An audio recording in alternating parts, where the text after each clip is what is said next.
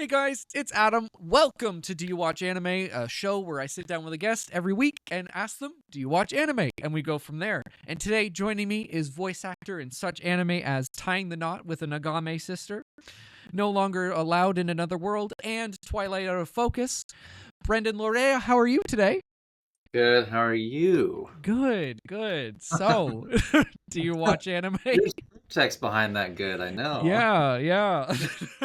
The listeners might not know. Yeah. But I do watch anime, yes. Mhm. So we'll go through this again. I at my grandma's would watch anime a lot. Me and my family, we were kind of going through some moving woes or whatever.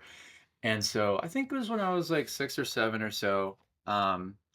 I would be in the room with my brother, by the way. We would be watching it together, where it would be like Dragon Ball Z, Yu Yu Hakusho, Inuyasha, Sailor Moon, on Toonami or on Adult Swim. And, just like those Saturday morning cartoons, you watch those late at night.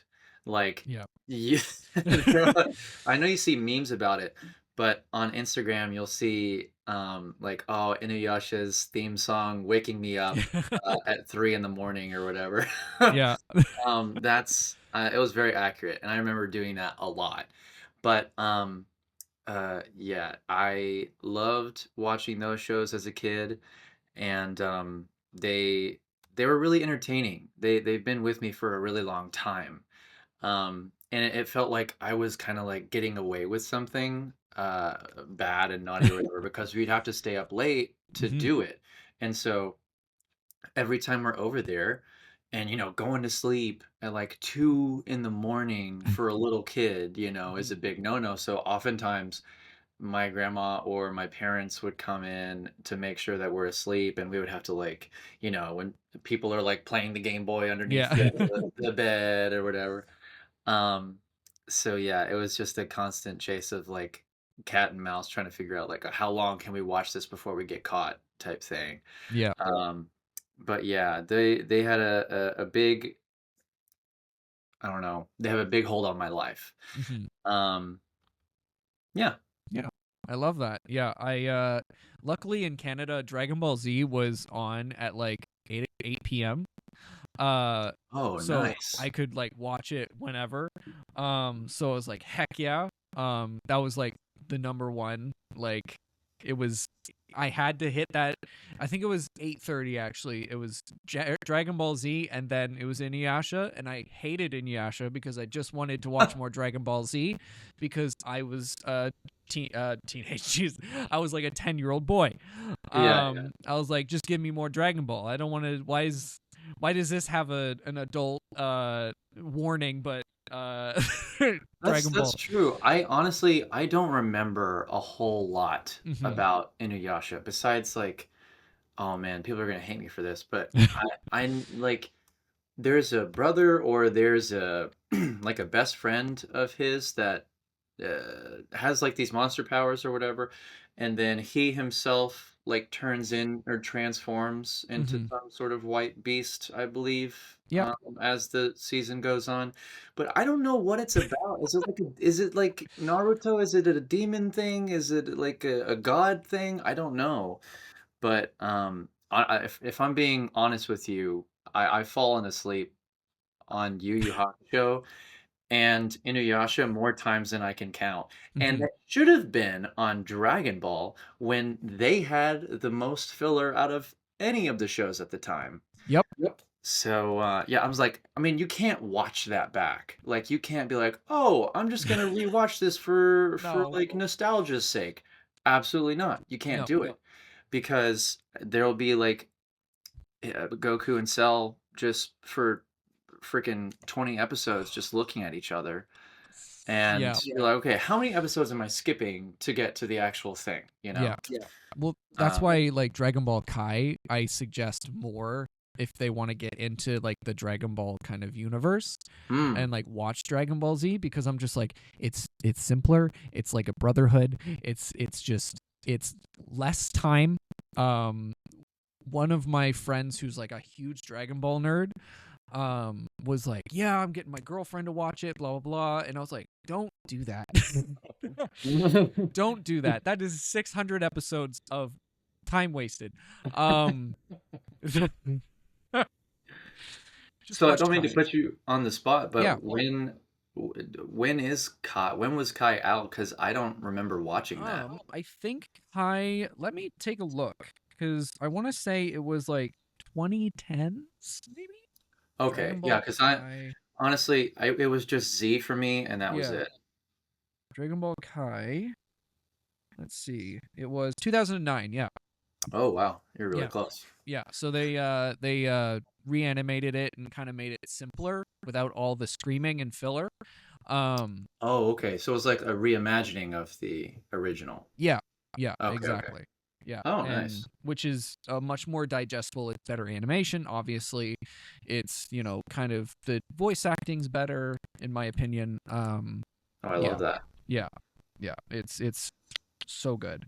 But yeah, Dragon Ball Z was like my favorite growing up. I would play pretend as Goku in the in grade 4. It was great. Yeah, yeah. Yeah, the teachers were like, "What are you doing?" And I'm like, "I'm playing Super Saiyan." How do you Um, not know? yeah, The biggest show of our time. yeah. So did you grow up with Pokemon at all as well? Oh yeah, so I mean, I Mhm. think that was part of Saturday morning cartoons, Yeah. honestly, is was Pokemon. So, I mean, God, everybody remembers Pokemon 2000 Mm-hmm. and seeing that movie Yep. and being a kid watching it and you're just bawling at the end, when Yep. Ash turns to stone and Oh my Pikachu's like God. crying over his body. I was like, is this how it ends? Is this what kind of ending is this kids movie? Dear God. I did not sign up for this. But yeah, I watch it a lot. And oh yeah, I guess like since this will be on the internet, I Mhm. don't like the acute whatever mark on Pokemon. I Oh. know that's like how you say it, and Lisa will get mad if you say it the wrong way, and you just won't ever be cast. But I don't like saying it like that. Yeah. So unless I'm talking to her, I'm not going to say it like that. Oh yeah. So Pokemon. Yeah. Um, for Pokemon, my daughter, she's 4 years old. Mhm. I know we talked about her watching My Hero, Yeah. her watching Dungeon Meshi, and Love it. loving it Yeah. every second of it. And like I was telling you yesterday, Dungeon Meshi she rewatches over and over and over and over and over again. Pokemon, she does like. She has to be Mhm. in the mood for it. Okay. But yeah, I don't know. I don't. It just depends. She really loves Pikachu. Who knew? Who knew? Um, good choice. Yeah. And she has plenty of like Pokemon dolls and things like that. She has Mhm. Pokemon cards. Um, she has Pokemon stickers. She has Pokemon coloring books. So the influence is there. Yeah. And I can't remember. We were watching the original, and she Mhm. really loved. And we talked about this earlier. Her liking the opening songs for Mhm. these things, and Dungeon Meshi being the best one. Yeah. Mashal being another one that she loves dancing to, Yeah. and then the original Pokemon intro.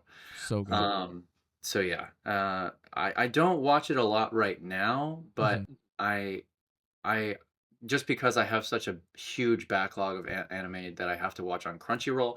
Yeah. Not only that, but just like whatever High Dive's got as well, because I have a lot of friends in that one. Mhm. Um, so Pokemon's a little bit on the back burner, but that's the same thing as like, man, golden age of like Pokemon and Yu-Gi-Oh! Yep. And I mean, Digimon back in the Mhm. day, I don't know when that stopped, but like I assumed there was three of those at the same time at some point, right? Yeah. Like Pokemon, Digimon, and Yu-Gi-Oh! Like Yeah. my head was blown, man. So Oh much yeah. good stuff. My parents were like, "You can pick one to collect. That's it." Mhm. Yeah. What'd you choose? I chose because I think I Mm. went on to say I was 8 at the time when the 3 were airing at the same time. Uh-huh. I chose Yu-Gi-Oh. Even though I had been with Pokemon longer and like my dad would do business trips to Japan and bring home like Japanese Digimon cards and like all that fun Ooh, stuff. And so I legit. had like pretty much everything, and then I was like, okay, it's Yu-Gi-Oh, because I think the monsters kind of, I was like, I'm trying to be mature because I'm 8 years old. And I was like, these monsters are kind of scary. I want to be like that. But yeah, and I was like addicted to the TV show. Like, Yeah. would oh my god, we would come home and it would be on at 4 and then 5 and then and then anytime, like, I would still watch Pokemon, but not as much.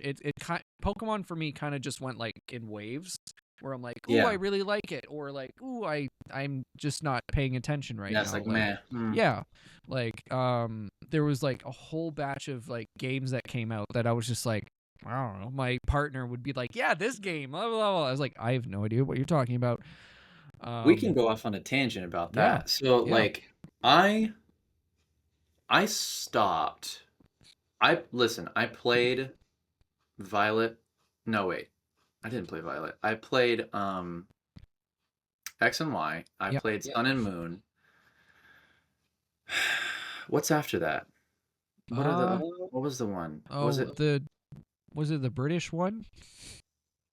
that's X and Y, right? No, that I think that's what's the British one? God damn. Oh, It's um it's on my yeah, Switch. I literally, don't know. it's on mine too. But I didn't play the most recent one with the cars as Oh the yeah, yeah, yeah. Pokemon car thing. I believe that's Violet. Yep. But I Sword and Shield. There we go. oh yeah, okay. So I did play Sword and Shield, Yeah. even though that wasn't the greatest. Like, Yeah. they were experimenting with different things and the open areas just didn't really work for me. Yeah. Um, but it's just like they know that they're the biggest franchise and that they can get away with like probably not putting in as much work into the open world as other studios probably have to, Yeah. because they know their Pokemon are solid. They're not going anywhere. Yeah. And so I just didn't find fun in the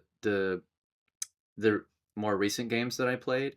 Hmm. And when I was looking at the trailers for the other stuff, I kind of just dropped off. I was like, okay, now I'm getting to the point where I feel like I'm the grandpa and I'm like, what kind of Pokemon is this? I haven't heard that name before. Yeah.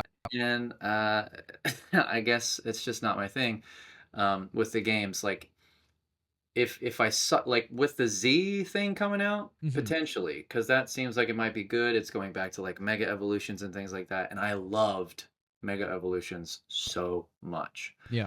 I don't understand like what goes into which Pokemon gets chosen for which, Yeah.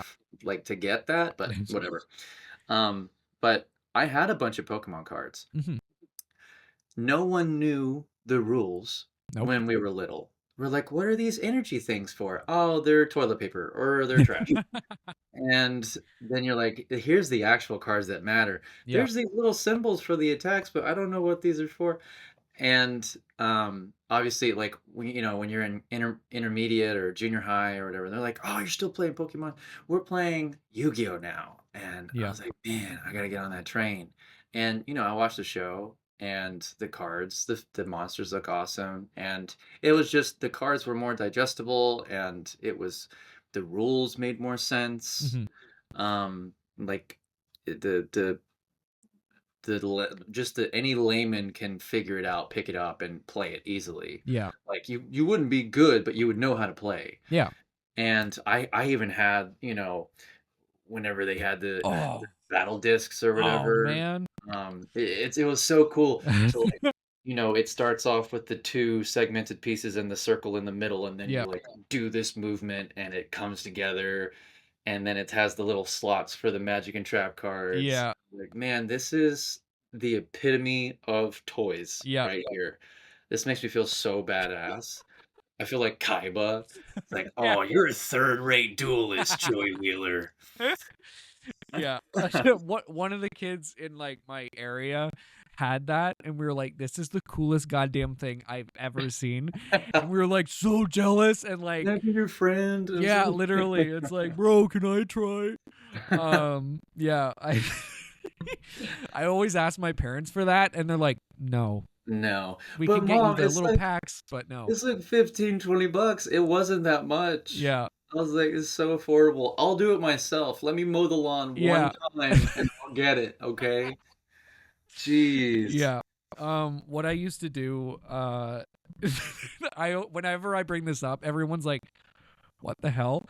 Um, so when I was growing up, we couldn't afford a lot of like the like packs and stuff because there's a lot. I would like the most the most Yu-Gi-Oh cards I would get would be at Christmas, where I would get the tins and like, oh my god, that's so cool. So I would glue I would print out cards on the computer and then glue them to bad cards. Okay. So I was the only kid in my area that had the 5 pieces of Exodia. Oh, yeah. And they're like, why isn't it shiny? I was like, Like, special. wait, Oh. so you printed them on just like regular white sheets of paper, Yep. like the flimsy, Yep. and you glue them with like, what'd you glue it with? Like glue stick? Glue or- sticks. Okay, I was gonna say, if you use like liquid glue, that thing is gonna look nasty. Oh yeah, that thing would look nasty. If it was liquid glue. Yeah, I use glue And stick and also the glue stick, after a while, wouldn't yeah, that's what I thought. yeah, Nice. that's how I got caught. Because it started to come off, and they're like, Adam, what the hell? And I was like, I just wanted to be special. Imposter. Yeah. Disqualified. Thank you so much. Your money is forfeit. Yep. Oh my god. So, what are some of your favorite anime ever? Favorite anime ever. Um Full Metal Alchemist Brotherhood.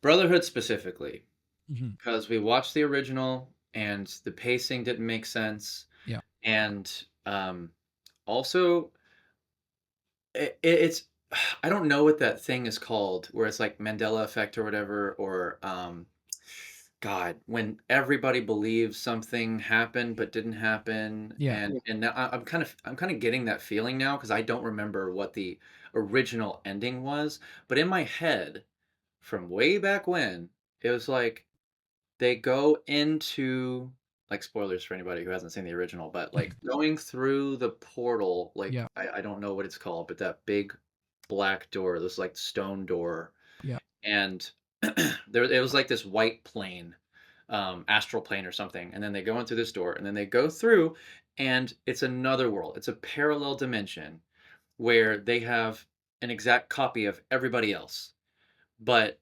they anytime they perform alchemy, they're taking from the other world or something, and then and so like Ed is like a um has lost more than Ed in the other world or whatever. I don't know. Yeah. But the dad's alive in the other one, and it just doesn't make sense. And Yeah. plus, it brings in like not science. It doesn't bring alchemy, but it brings like science, like locomotion, or like it's Dr. Stone over there. Yeah. You know, and there's trains and planes and things like that. They're like, what the hell is this? And that's where it ends. And we're like, what the fuck? What? Where did that come from? Yeah. Like, there's so many unanswered questions. And it was because obviously they caught up to the manga and they didn't know what to write, so they just had to make something up. Yeah. And Brotherhood kind of fixed that, obviously later on down the years, and fixed the episodes order. And I like the characters a lot. And in my tiny brain, I was like, this is peak cinema. You know, I don't know much about acting at the time, but I was Yeah. like, this is really good. You know, albeit the some of the actors having some problems or whatever, but I still really like that show. Um, as far as like recent things, I really enjoy Dungeon Meshi. It's got everything I love. The fantasy element, the cooking element, like I was telling you yesterday, I do a bunch of cooking myself. Whenever I'm not watching anime, honestly, I'm watching cooking shows. Oh my Like, God, and same here.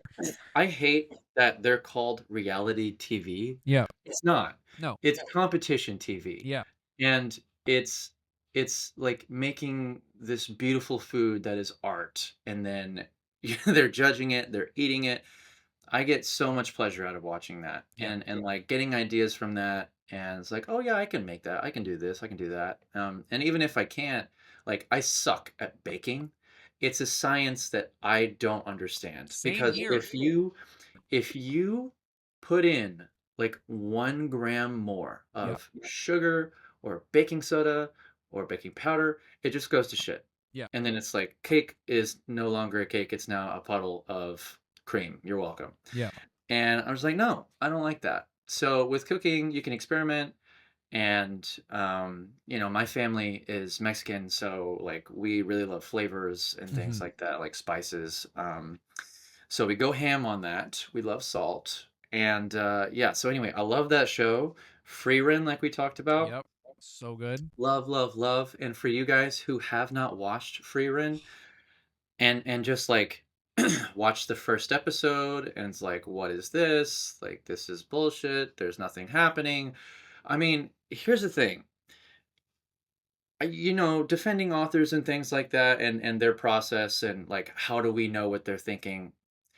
We don't. But the Yeah. thing is, like, this person, the main character, is an elf, and not a typical elf. Like, these elves apparently live forever, Yeah. I guess. Um, and like more so than Dungeons and Dragons elves, more so than like Lord of the Rings elves. These Hmm. guys are truly like nigh unlimited life. And basically like die of boredom, essentially. So like the things happening in their lives aren't always going to be like Michael Bay films. Yeah.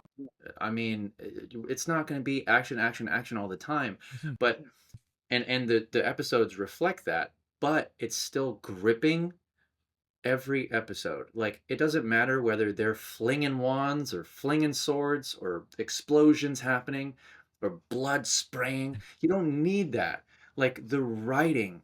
I mean, there are not many times in anime where you applaud the writing of a show, especially like going through localization and then going through the English dubbing transcription process bullshit, and like doing the subtitles and then doing the script and then writing it to the flaps, like all of that can harm the original intent Hmm. from the Japanese or the Chinese shows, depending on what they are. um and like it never misses, it never misses. And when you're looking back, the flashbacks, like oftentimes when you're watching a show and there's a flashback happening, you're like, oh god, why Hmm. can't we, this is just a filler episode, why can't we just get to the action, right? Yeah. But I genuinely got so excited whenever Frieren had a flashback to the party, the OG party, Yeah. going through either just a tough time talking it out in a campsite, or they're like facing some enemy sometimes. But I was like, man, it doesn't, like, whether she's with the current party, which is great. They're Hmm. they're amazing as Oh yeah. well. But going through the flashbacks, I'm like, I want more. I can eat this stuff up. I want a whole, I mean, I'm pretty sure one or two episodes was just a flashback. Yeah. The whole flashback, and it was beautiful. Hmm. I can't tell you how many times I cried during that show. Same Oh here. God. Yeah. I can talk about it forever. It was so good. And we talked about like Frieren achieving what it did as far as like viewership or something, just breaking records Yeah. left and right. Absolutely. I mean, I know Solo Leveling season 2, episode 1 kind of broke a lot after that, but which I just watched yesterday. Incredible. So good. Um, but yeah, I really, really, really dig that show a lot. Hmm. Yeah. I think it does everything so well. It's kind of insane. Like you could be like you could have this like really emotional moment and go straight into an action moment or like comedy or like this. It's just it flows so well, and like the pacing is unlike anything I've ever watched on screen. Like it's incredible. And I think one of my favorite scenes in the whole anime is her kind of making all of the flowers for the old party. And then they just like, oh my god, she gets the flower crown. It's cute, but it's just like, it's so, the animation, the writing, everything comes together and it makes it just so good. It also like what Frieren is looking for. Mm-hmm. What is she looking for? She's looking for odd, like insignificant spells for her spell book. And we're like, why are you doing that? What's the reasoning? Like, I know like things people probably haven't seen before, but the things that you're looking for are like, this is to make not just a flower, but a very specific flower, or, oh, this is to make a very specific brand of clothing or something. I don't know. But, or to make something easier for yourself, like on a mundane level. They're like, you can ask for any spell in the world, especially like after they won the tournament or whatever. And they're like, what do you want? And you're expecting to get like this ultimate level and D&D like level 10 spell that nobody can cast, just ultimate destruction or ultimate power or riches or something like that. And she asked for something so simple and beautiful, and god, it just makes me cry. But and also like it explains like, oh, Himmel talked to her one day and is like, I don't remember what he said, but oh, darn it. I thought I got rid of that notification sound. I'm sorry. All good. But he was like, I find something really beautiful in like the simple things in the world around us. And then, he passed away, and she was like, I'm going to try and, continue his legacy. And that way I can like remember him and have a piece of him in my heart the whole time. And I lose it every time. Yeah. It's so good. Oh, I just, and like I was saying, like the comedy as well, and it's such a like it's the little jokes. Like it doesn't have to be in your face funny. It's the smooch bit where she does the smooch, and it cuts back to when she did it to Himmel, and he That's like right. collapses, and then Aizen says the best one-liner in the entire show and just goes, evil woman. I lost it. I was like, oh my god. Yeah. I feel bad for the people on social media who are like, god, you guys still watch anime and cartoons? Like, grow up and get a life. Yeah. And then I see shows like this and I'm like, dude, the only people who are missing anything is you. Yeah. Hi, I'm Steve Yurko. And I'm Tara Sands. Now available from Maji Media is our new podcast, 4Kids Flashback. 4Kids is the company who brought you the English dub of Pokemon in the late 90s and so many other shows like Yu-Gi-Oh!, Shaman King, Teenage Mutant Ninja Turtles, Kirby, the infamous One Piece dub, and so many more. We'll be talking to the people who worked at 4Kids. Actors, directors, writers, editors, producers, engineers, you get the point. And hopefully get the answers to questions both you and I have about the company. I actually worked there as a voice actor on some of the shows. And I was a kid watching the shows and remember way more than Tara does. And thank God for that. Steve is actually a professional storyboard artist, which gives some really unique insights into anime and animation. Subscribe today wherever you get your podcasts. That's the number 4 Kids Flashback. Welcome to the Patreon shout-out portion of today's episode. It's a part of the show where I give my Patrons a shout-out. So, here we go. Thank you to Ray, Hayden, Bunny, Mikey, Blythe, Brooke, Buff Boy, Gio, and Keith. Again, thank you so much to my patrons. If you want to support the show and get exclusives like Patreon-exclusive videos, BTS clips, guest teases, and even the episode a day early, thank you again to everyone who has subscribed to the Patreon.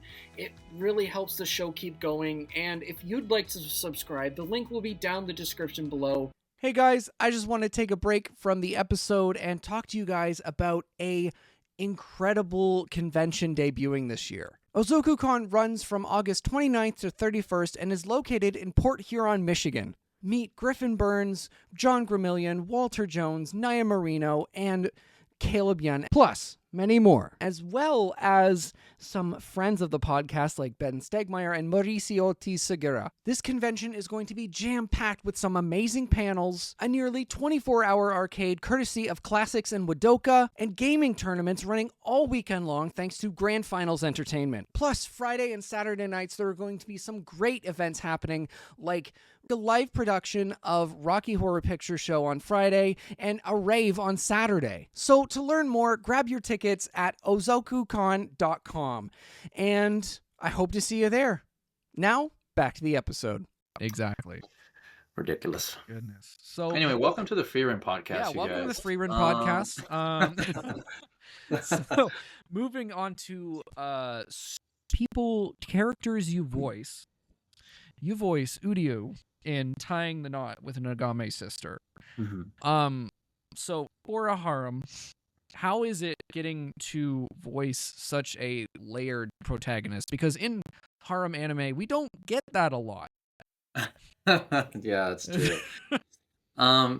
It is, man, it's hard. I just want to fast forward to the point where we get into Uryu's backstory Mhm. and his mother, because it's really early in the episode, but I think in season two, episode 2 or something like that, Yeah. they talk about how he lost his mother really young. Mhm. And at like, I want to say it's hard to tell because the child could actually be a different age than what I think they are, but I think he's around 6 to 8 years old. Mhm. And then he goes into an orphanage where he takes care of a bunch of kids who have similar stories. And we find out that some of the sisters, if not all of them, I believe all of them, were orphaned as well. Yeah. And then they became like stepdaughters to the mother who ran the temple. Mhm. Because the backstory that Yai has, well, I don't want to get into it because Yeah. you aren't you, but it's just like it's not good. And then Mhm. they go to a better place. Yeah. And you don't. I mean, I've watched some harem animes, I guess, but Yeah. like not a whole lot because the concept doesn't really want me to like. It doesn't. I don't know what the word is, but it doesn't make me want to watch it. Yeah. Because it's not like it's just something for the background, I guess, and you'd have to be super into the harem aspect, which I mean, who really is? But it's really nice getting to see this human side of everyone because it's not Mhm. just about like okay, you have to marry one of these Yeah. guys or the shrine's gone. Like that is the prevailing through line of the whole thing, Mhm. but we have 24 episodes to figure it out. Yeah. So, what are we going to do in the middle of that? And uh the first episode, like we talked about, super tropey. Yeah. Has everything within the first 3 minutes of the show. Yep. Like tripping and falling on boobies, bras being shown, going into a room where girls are changing, and like nosebleeds. Yep. Yuna throwing salt every time he has a perverse thought So or good. whatever. Honestly, a lot more yelling in this show than I thought there would be. Yeah. But it's good. But after that episode, it kind of pares down, and we're looking at like, the Caitlin Glass is the director now. Sorry, my throat. But after about episode 4 or so, she hops back on. Yeah. And we're on. So I'm sure I can say this. I just finished wrapping episode 13. Mhm. And, we're reminded like, oh, this isn't just a slice of life. There are moments where, like Yai is laying down on the pillows and she's like, oh, Uryu. And it's like, booby central right Yeah. here. And we're like, oh, this is this. They technically, follows that sort of thing, but much less so whenever you go through, past the few episodes. So it's really Mhm. nice. getting into the personalities, and truly, like, there are some episodes in there that brought me full to tears. Yeah. Um, and I can't wait until all of that coalesces into probably the penultimate episode or whatever. But and I'm not, so just to preface, I'm not someone who will read the manga to research and get stuff through that way. I like to mostly experience it in the moment. I'll watch an episode ahead of time since I'm in a role position. Yeah. But aside from that, if I'm just watching it like one time ahead of time, and then I go into the booth and then I get a couple takes, and if that doesn't work, then that's just, it is what it is. We Yeah. don't have a whole lot of time. So and I'm taking a huge chunk of time doing these shows, by the way. There was one episode where I was doing like 8 to 10 hours for an episode. Holy moly. So, and Wow. that wasn't in one day, Yeah. mind you. It was broken up. Mhm. But I think the longest I was there in a single day was like 6-ish hours. Wow. Even that. And it takes a toll on Yeah. you, man, because like you want the episode to be consistent, Mhm. and then like, the director, the engineer, myself may get tired in the booth or whatever. You got to make Yeah. sure to take breaks and like keep that same level no matter how long you've been in there, Mhm. Like, oh, you might get uncomfy, you might get hot in the booth or whatever, but you got to keep the same energy. Yeah. So that's been sort of a little bit of a learning curve, I guess, because Heaven Official's Blessing was another big show I did, Mhm. and the longest I had was 5 to 6 hours at one point, but that was broken up. Yeah. So I don't think I'd ever been in the booth for more than like 3 hours at a time on a day, on a Mhm. single day.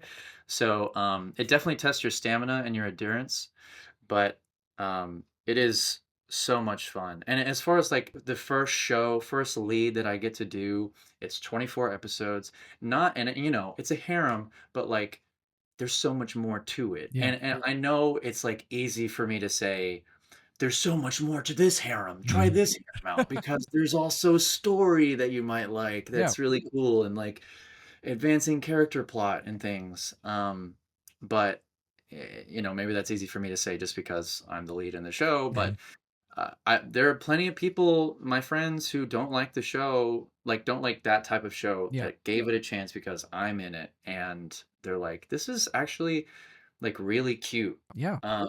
And it's really thought provoking Mhm. too. And once you get into the nitty gritty, some of the cliffhangers there, they're like, oh my god, what happens next? Like, how did this end up in this show? Yep. Mind blowing. But yeah, it's great fun. Yeah. It really surprised me because again, I went into it thinking, oh, it's a harem. It's a harem. And I was so surprised throughout the entire time because I'm like, I am falling in love with these characters like that. Like, and like, kudos to the voice cast because that's honestly the reason why I started it, because I was like, holy, this cast is stacked. You see Hayden, Abigail, Monica, Yeah. Branden. Who the hell? I've seen that guy on Twitter. But yeah, I was like, holy crap. I guess I gotta watch this now. Because again, as you can see, I'm a bit of a Rent a Girlfriend fan. I say Oh yeah. fan. Isn't that supposed to come back soon? I think so. I think so. I maybe this year. I'm not sure. Yeah, that's what I thought. Yeah, but I've watched a few harem in my time. And I I have some feelings on the genre of harem, but I just fell in love with all these characters, and I'm like, damn it, it's so good. How dare you? Yeah, and just like some insider stuff, like Caitlin and I were talking, like, Uryu is kind of the normal guy that is the conduit for the audience to understand the world, essentially. And he just puts up with all this hijinks that, like, he needs a place to stay. and so he's got to take care of the sisters. And then the grandpa comes in and is like, hey, you're gonna marry one, if not all of them. And he's like, absolutely not. I'm not doing that. Yeah. Why do I have to do that? And he's like, well, I can get you into Kyoto University. I have very good ties. And My guy is blackmailed. Like, Jesus. Straight straight up. up. He's like, oh no, wait. Hold on a second. You didn't say anything about that. Yeah. And so he just deals with it.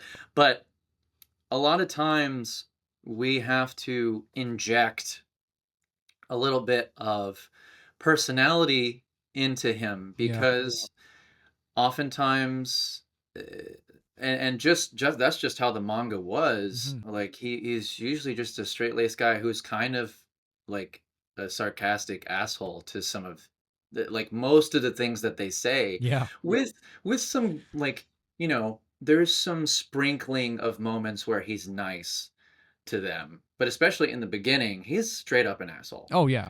It was like, I just came here to study.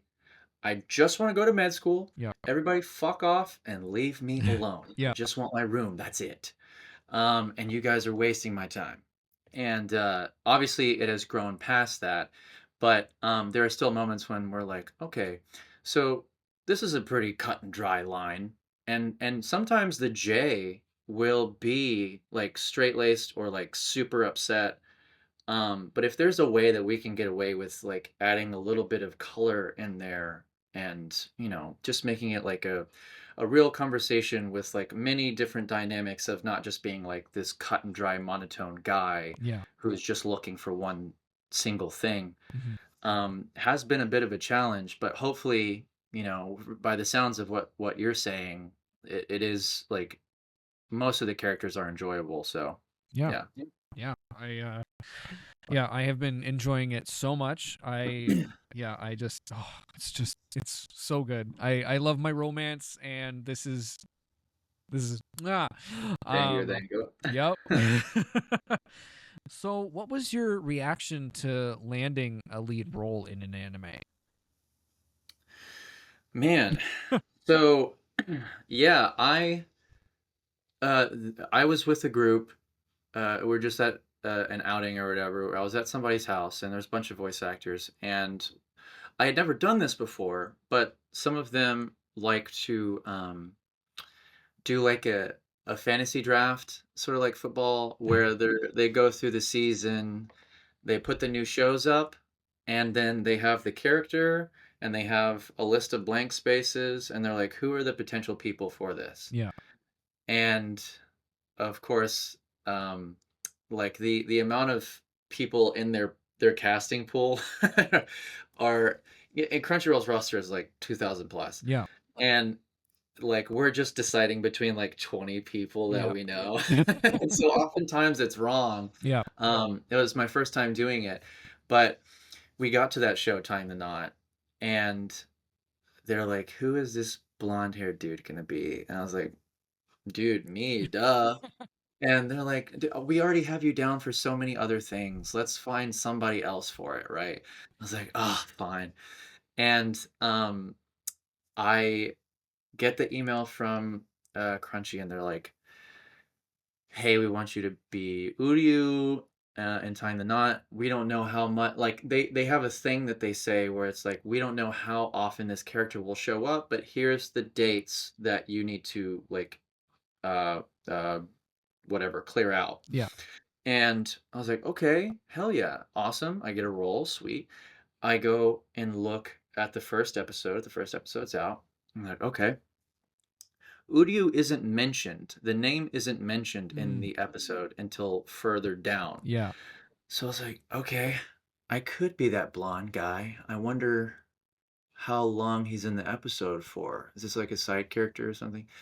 And because that, I mean, usually that's what I was, just prominent side characters. And then I was like, holy shit, I think this guy, he's on screen for a while. He might be a lead. I was like, holy shit.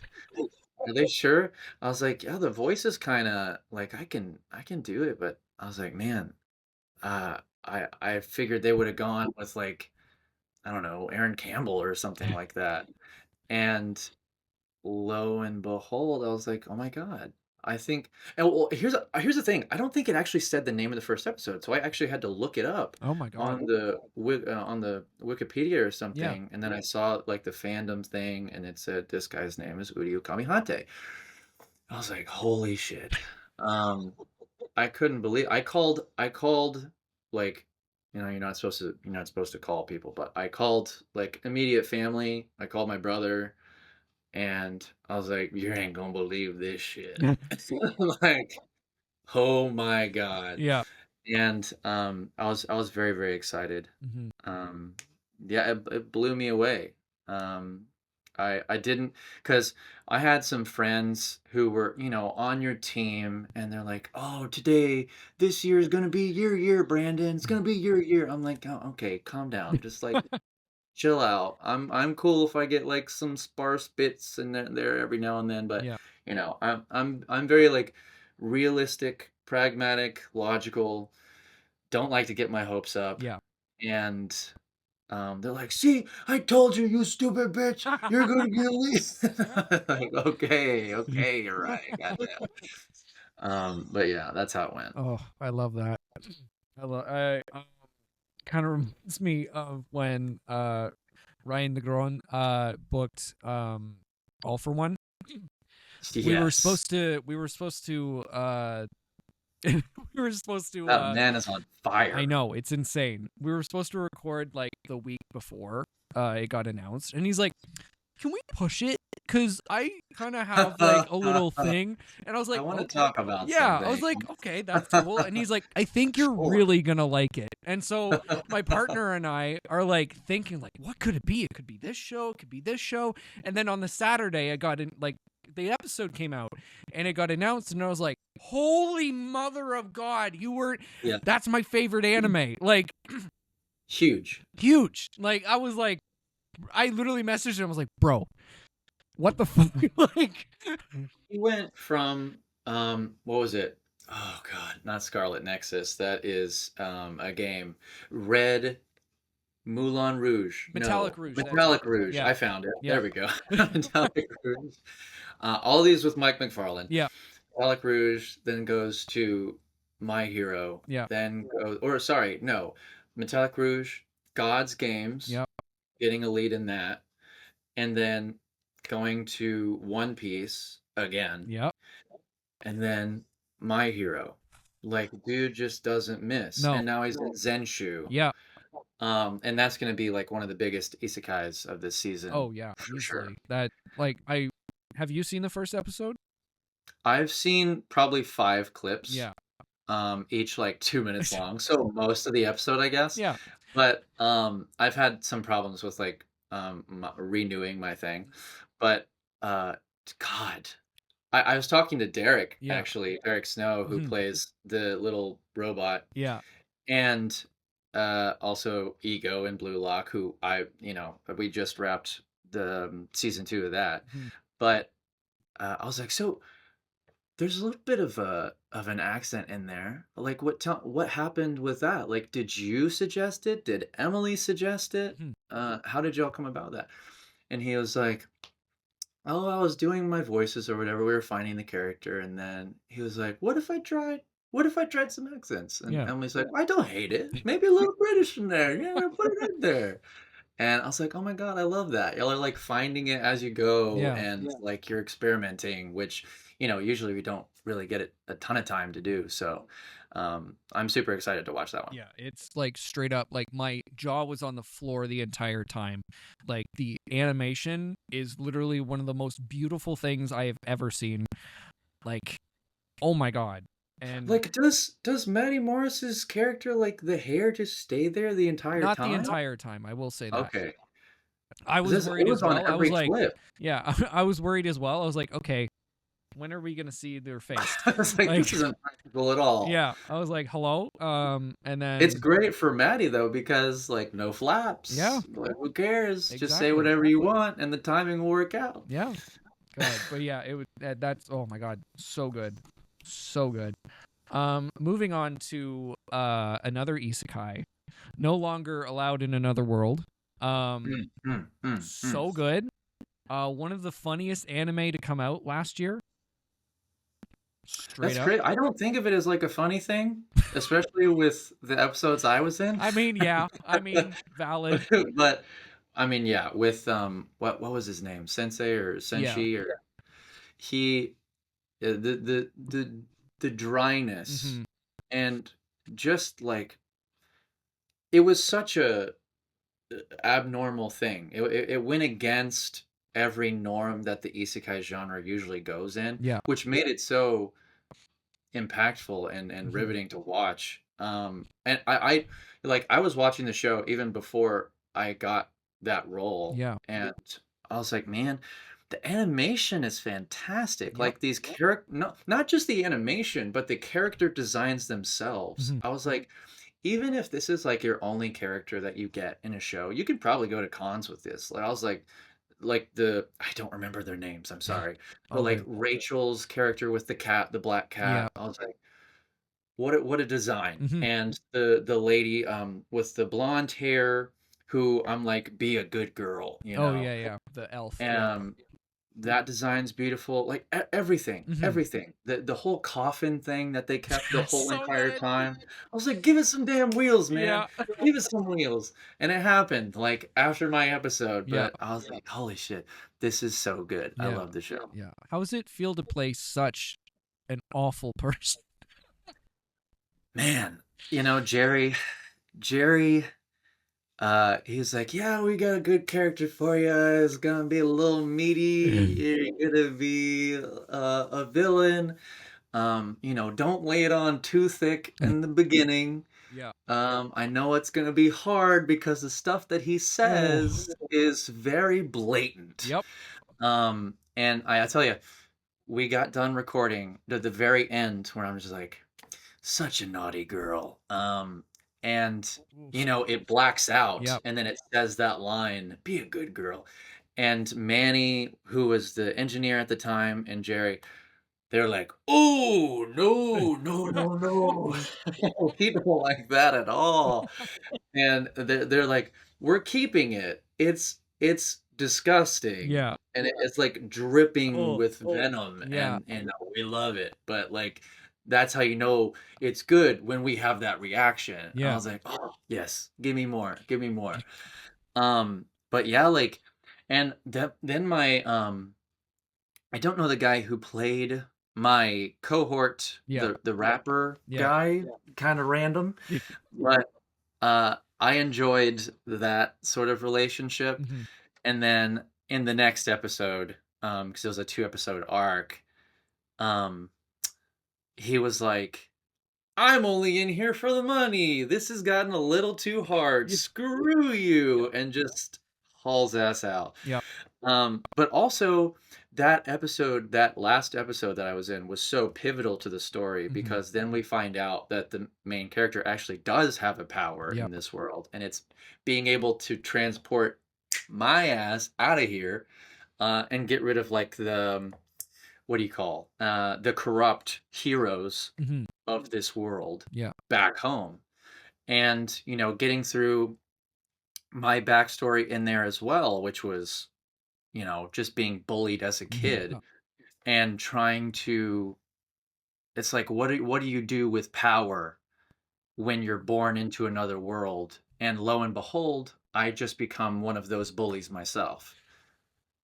And it was so hard, man. And I was more emotional in my reads in the backstory. Yeah. And then Jerry was like, I understand the place that you're at, but give us less.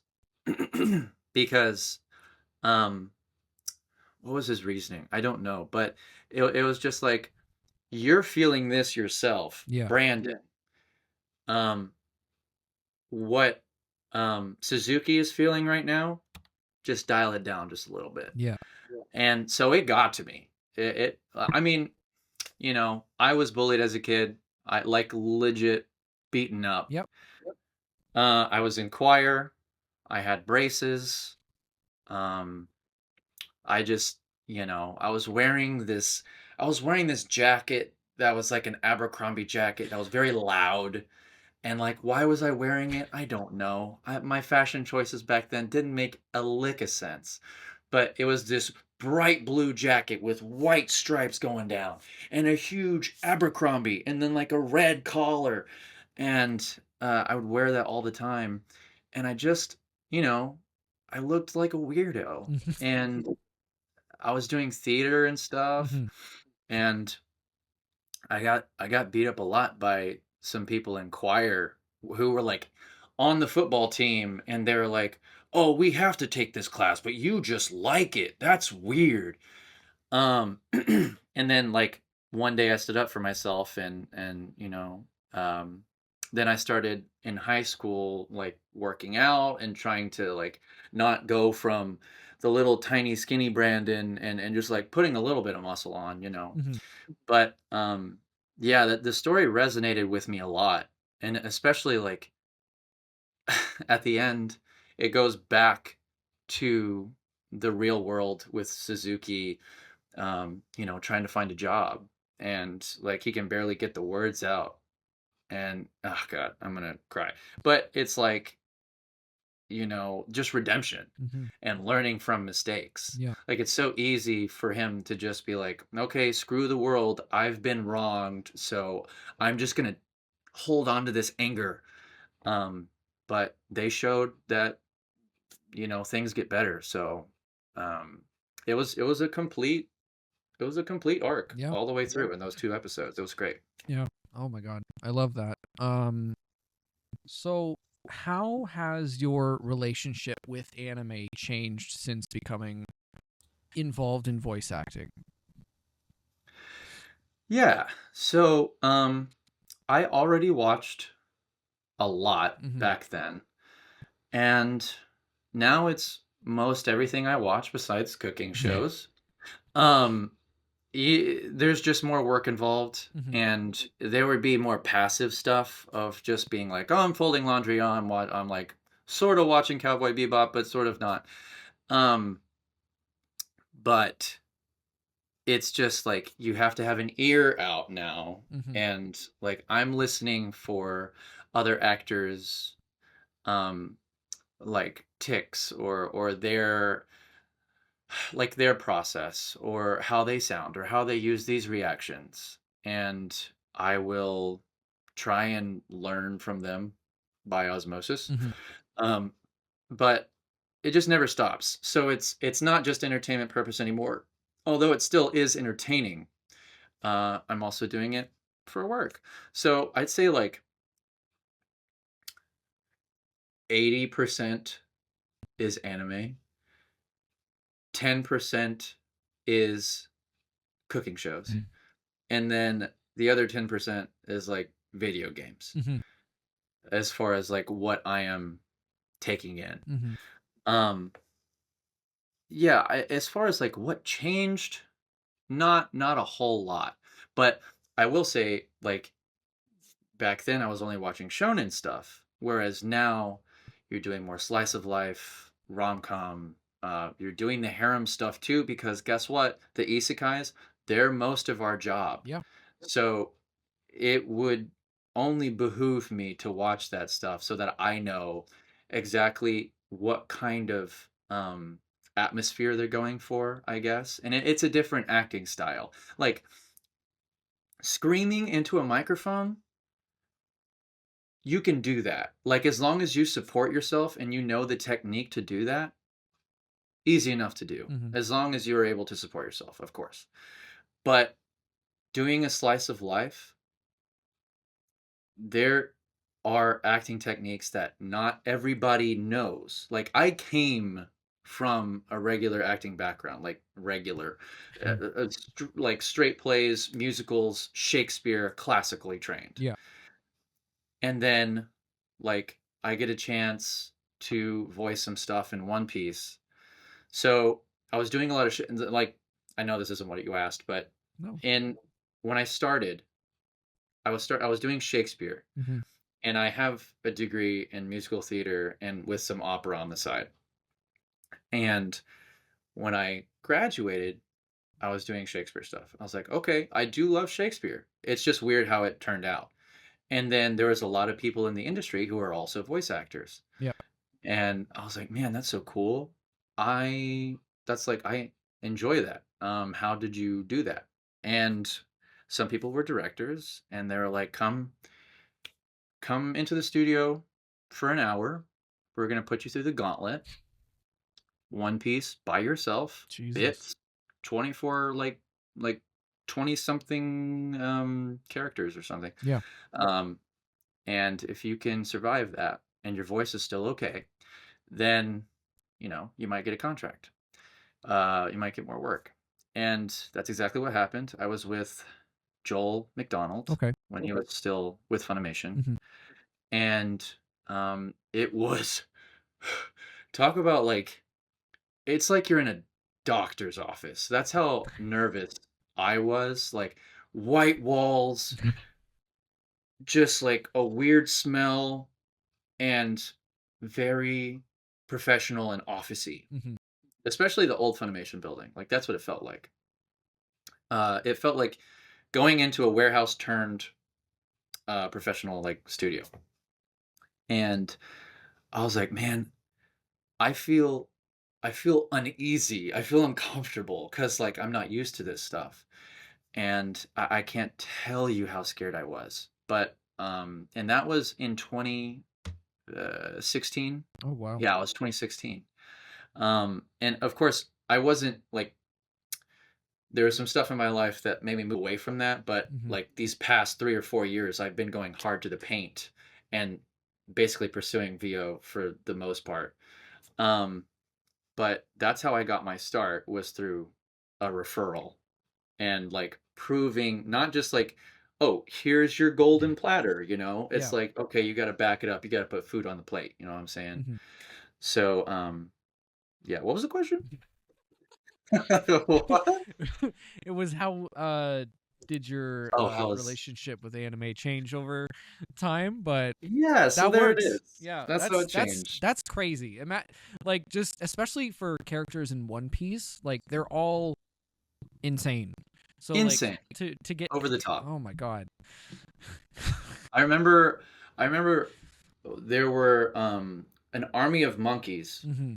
that were going over the trees, and they're like, okay, that was the very first thing I did. They're like, all right, you're gonna be this baboon, make whatever noises you think are necessary, and go. Oh, jeez.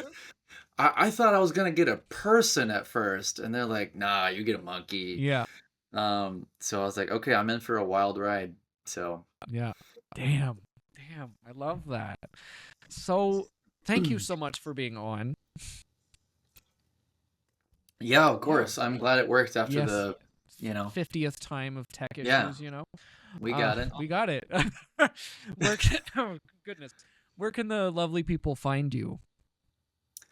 That's a fantastic question. I changed my Instagram recently, but Twitter, I'm on Twitter. I refuse to call it the other thing, Yep. but it's just the first part of my first name, Brand, Lovo, Brand Low VO. And then Instagram is similar to it. I think it's brand low _ VO. It's something like that. Mhm. And then I'm on Blue Sky as well. I think that's just my name, Branden Loera. Because it's like tied to my website now, because I'm like verified on Blue Sky. So I'm on Blue Sky. What else am I on? I'm on Facebook, but that's like family and jobs Yeah. for like my brand promotion and things like that. But Mhm. yeah, I think that's it. Yeah. Mostly Instagram and Twitter and Blue Sky. Hell yeah. So yeah, follow him. It'll be all down below. You can follow me at Corky Cosplays on Instagram, Adam Corky everywhere else, and subscribe to the Patreon. You get the episodes a day early, as well as some exclusive videos. Go subscribe there, and yeah, I'll see you guys next week. Bye-bye.